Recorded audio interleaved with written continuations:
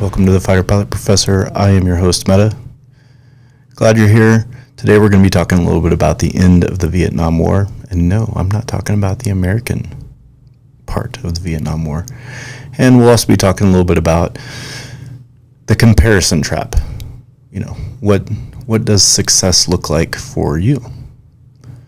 As always, hit like, follow me on Instagram and YouTube, the Fighter Pilot Professor, and share it with your friends so they can hit like and follow me. And then they can share it with their friends. We'll dive right in.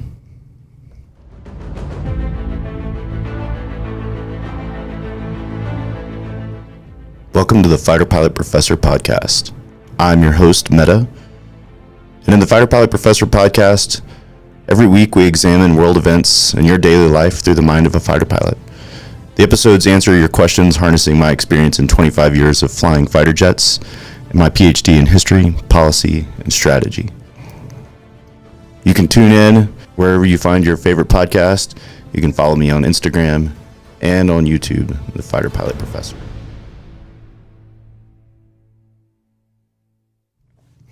So this year marks the 50th anniversary of the fall of Saigon. So in April of 1975, the North Vietnamese Army captured the city of Saigon, effectively ending the Vietnam War and ending the split of North Vietnam and South Vietnam into two nations.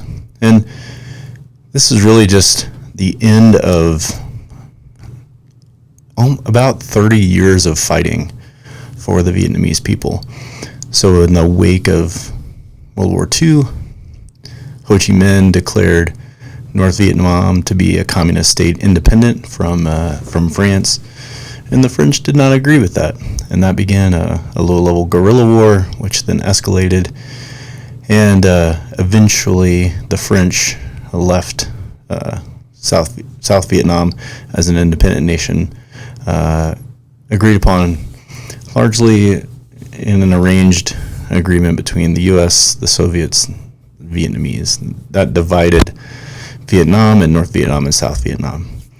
And of course just further brought the United States into the conflict. And for the better part of the 1960s, of course, the United States was involved in trying to support South Vietnam as an independent nation. The United States signed the Paris Accords with North Vietnam in 1973, which ended U.S. involvement in South Vietnam. And then over the course of the next 2 years, the North Vietnamese effectively sort of began a creeping assault into South Vietnam.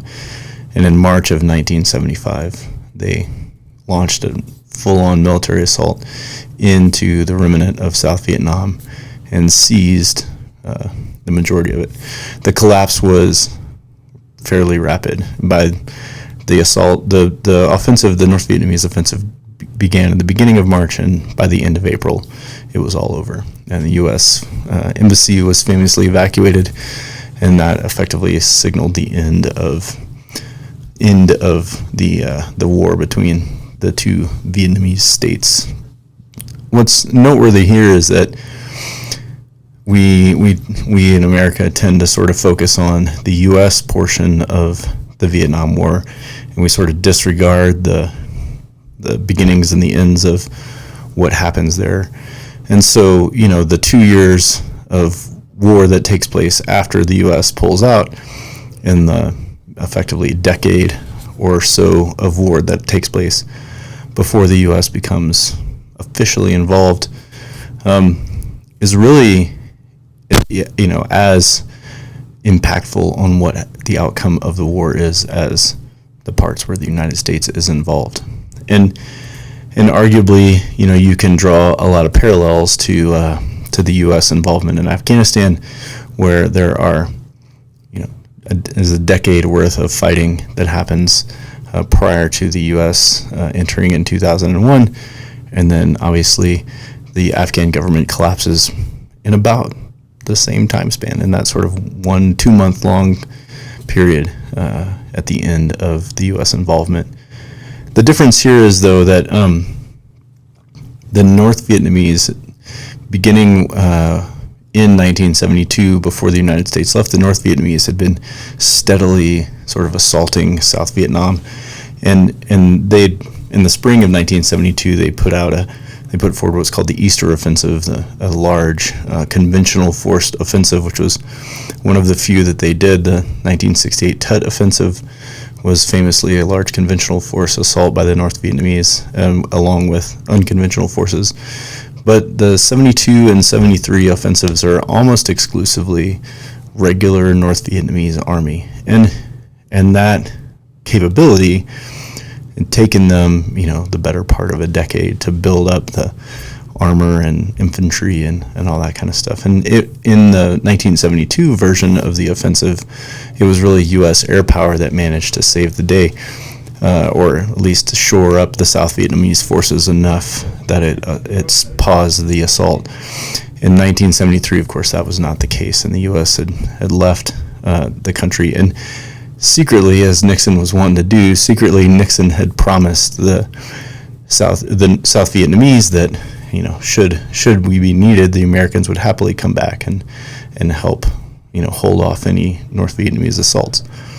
One of the critical things, besides sort of general chaos in the South Vietnamese government, was in 1973, Nixon was, of course, in trouble for what went on in the Watergate Hotel, which eventually led to his resignation. So with the turmoil in the U.S. government and Nixon's resignation, then that really left nobody that was willing to advocate for U.S. involvement. I have doubts that Nixon would have advocated for U.S. involvement anyways, but nevertheless, the United States was unwilling to get involved, and that just hastened the demise of the South Vietnamese, much like it did in Afghanistan for most recent times. The interesting part, I think, though, is now the U.S. and Vietnam are sort of moving towards each other. I don't know that we would call us totally friends yet, but we're moving towards each other in sort of a mutual distrust of Chinese expansionist activity in Chinese influence in Southeast Asia. So I find it interesting that, after decades of war and effectively decades of estrangement, the U.S. and Vietnam are now sort of coming closer together around what was, traditionally in Vietnamese history, one of the bigger influences in Vietnam, which is China. So there you go. That's the end of the Vietnam War. We'll have more interesting anniversaries coming up in a few episodes ahead. As always, hit like and follow, and tell your friends about me.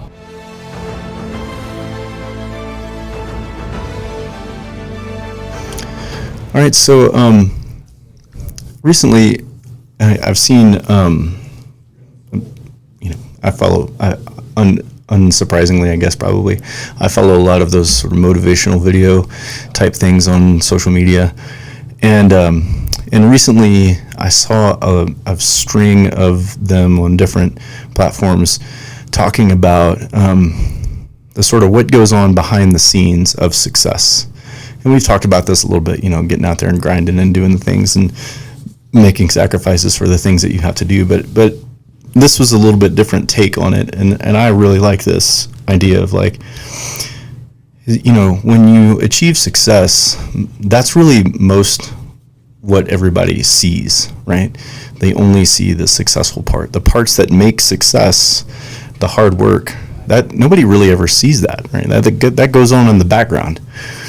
And so, as you are doing whatever it is that you're doing, or trying to do whatever it is that you're trying to do, and trying to achieve and striving to better yourself or whatever, a lot of times we tend to look out at other people and go, oh, look how successful they are. They've been able to do all of these things, and they've just done it, like overnight success. And I don't feel like that's really true. I think that we just don't see the part that is ugly.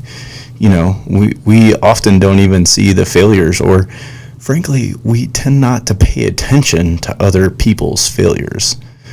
We tend to look at our own very, very, very, very closely. But we tend to sort of gloss over like, oh, that's just what happens, when you compete or whatever. And we just look at all of the good things. Michael Jordan famously talked about all the shots that he's missed and all the games that he's lost and all those things. And it's true, right? Like, he's missed thousands of shots and he lost hundreds of games. And yet, right, we only look at the success that he had. And you could say the same thing for anybody that is successful. And so what I think happens is we tend to get in our heads a little bit about what success and failure looks like and how it should go and how it should be. And we very, very self-critically go, man, I shouldn't have to work this hard, or man, I shouldn't have this many failures on my way to success. And that doesn't really jive with reality, right? That doesn't really jive with how things really work. In my opinion, right, we just don't see what happens. We don't see everybody else's hard work that goes into it. So, the moral of the story here, of course, is don't sweat it, right? Like, don't sweat what other people's success looks like and how long it takes you or doesn't take you or how many times you try and fail before you reach your success. It will come eventually, right? If you're willing to persevere, realistically persevere, I should say, maybe. But don't fall into that comparison trap. Don't look out there and say, hey, look, the so-and-so is doing this and they're so successful. You're not seeing what struggles they're going through, right? So don't judge your success based on other people's success. There you go. Hope you enjoyed. As always, share the episode around. Tell your friends. Hit like, follow, post it up on the socials, as it were. You can follow me on Instagram and YouTube, The Fighter Pilot Professor. And as always, get your podcasts wherever you get your podcasts. Have a good one.